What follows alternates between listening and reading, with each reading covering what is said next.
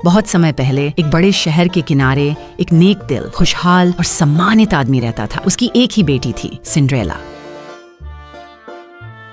वो अपनी माँ जैसी थी, नरम दिल, दयालु और दूसरों की फिक्र करने वाली। लेकिन किस्मत को कुछ और ही मंजूर था। सिंड्रेला की माँ का देहांत हो गया। घर में खामोशी छा गई। पिता ने सोचा कि बेटी को माँ की जरूरत है। उसने दूसरी शादी कर ली। नई पत्नी बेशक खूबसूरत, लेकिन गर्वीली और जुबान में तीखापन। उसकी 2 बेटियां अपनी माँ की हूबहू नकल, स्वयं पसंद, कठोर और घमंडी। शुरुआत के कुछ दिन ठीक रहे, लेकिन जैसे ही शादी की रस्में पूरी हुई, नई माँ ने अपना असली रंग दिखाना शुरू कर दिया। वो सिंड्रेला की खूबियां सहन नहीं कर पा रही थी, क्योंकि उन्हीं खूबियों के सामने उसकी अपनी बेटियां फीकी लगती थीं। इसलिए उसने सिंड्रेला को घर के सबसे नीच थकाने वाले कामों में लगा दिया।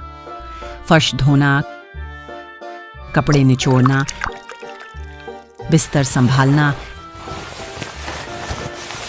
खाना पकाना, कमरों की सफाई,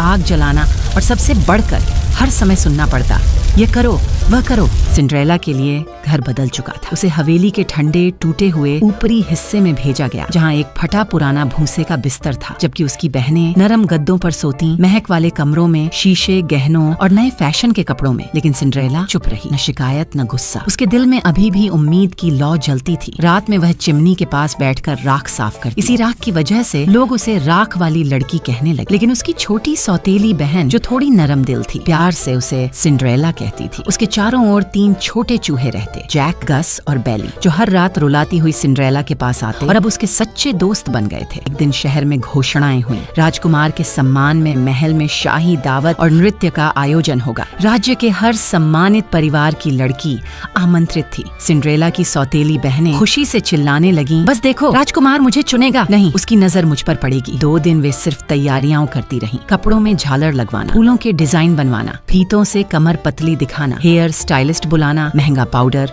और ब्लश मंगवाना। घंटों आईने के सामने खड़े रहना। सिंड्रेला उनकी हर बात मानती रही। उनकी ड्रेसें स्टीम करती, निखारती, संवारती। खुद वह अंदर से सोचती, काश मैं भी जा पाती। उसने हिम्मत करके कहा, माँ, क्या मैं भी बाल में जा सकती हूँ?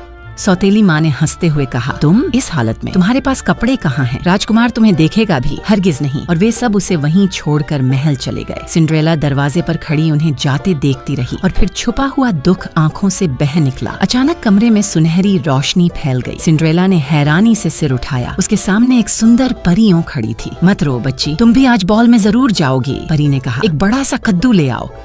सिंड्रेला बगीचे की ओर भागी। सबसे गोल, सबसे बड़ा कद्दू उठाकर लाई। परी ने छड़ी हिलाई और कद्दू एक सुनहरी चमकती बग्घी में बदल गया। अब 3 चूहे ले आओ। परी ने छड़ी घुमाई। 2 चूहे सफेद घोड़ों में बदल गए और तीसरा खूबसूरत गाड़ी बाँ में।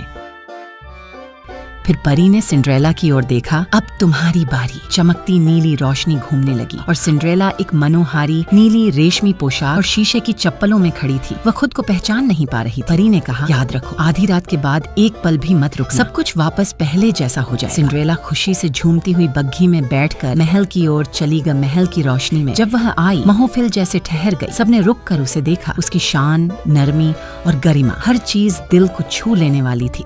राजकुमार आगे बढ़ा और कहा, क्या आप मेरे साथ नृत्य करेंगी? और वे दोनों सारी महफिल में केवल एक दूसरे के लिए थे। उस शाम सिंड्रेला को लगा वह सपने में चल रही है। राजकुमार उसकी मुस्कान, नरमी और मासूमियत पर मोहित हो गया। लेकिन घड़ी तेजी से चल रही थी। उसे लगा अभी 11 बज रहे हैं, लेकिन वास्तव में घड़ी 12 बजाने वाली थी। जैसे ही पहला घंटे की घंटी बजी, सिंड्रेला चौंक पड़ी और भाग खड़ी हुई। रुको, कम से कम अपना नाम तो बताइए। राजकुमार पीछे दौड़ा, लेकिन वह जा चुकी थी। सीढ़ियों पर उसकी एक शीशे की जूती गिर गई। राजकुमार ने उसे किसी नायाब खजाने की तरह उठाया। अगली सुबह शाही घोषणा हुई। जिस लड़की के पांव में यह जूती फिट आएगी, वही राजकुमार की दुल्हन होगी। पूरा शहर उत्साहित हो उठा। सौतेली बहनें हर कोशिश की, पांव दबाया, एड़ी खींची, स्ट्रैप तोड़ा, लेकिन जूती नहीं पहन पाई। फिर सैनिकों ने पूछा, क्या यहाँ और कोई लड़की है? सौतेली माँ ने झूठ बोला, नहीं, बस यही 2 बेटियां हैं। लेकिन सिंड्रेला बाहर आई, सादा लेकिन साफ लिबास में। बीबी, आप भी आजमाएं। बहनें हंस पड़ी, लेकिन अगले पल वे स्तब्ध रह गई। जूती उसके पांव में बिल्कुल फिट आ गई और उसने दूसरा जूता भी उतार कर दिखाया। तभी परी प्रकट हुई। चमकती रोशनी फैल गई और सिंड्रेला एक बार फिर अपनी शाही रूप में बदल गई। बहनें हैरानी से कांपने लगी। तुम महफिल वाली राजकुमारी तुम थीं। वह उनके कदमों में गिर गई, माफी मांगने लगी। सिंड्रेला ने नरमी से कहा, मैं आपको दिल से माफ करती हूँ, बस आज से प्यार और इंसानियत से रहना सीख लो। उस शाम उसे सम्मान और आदर के साथ महल ले जाया गया। राजकुमार ने उसे देखा और दिल ने कहा, यही वह है। कुछ दिनों बाद दोनों की शादी शानदार समारोह में हुई। पूरा शहर खुशी से झूम उठा। सिंड्रेला, जो अंदर से खूबसूरत थी, दिल से दयालु थी, अपनी दोनों सौतेली बहनों को भी महल ले आई, उन्हें माफ किया और नई जिंदगी दी। और इस तरह वह हमेशा खुश रही, क्योंकि वह जानती थी असल जादू है उम्मीद, नरमी और माफी। आपको ये कहानी कैसी लगी? कमेंट में जरूर बताइए और अपनी कहानियाँ भी शेयर कीजिए। और दोस्तों, लाइक और सब्सक्राइब करना मत भूलिए।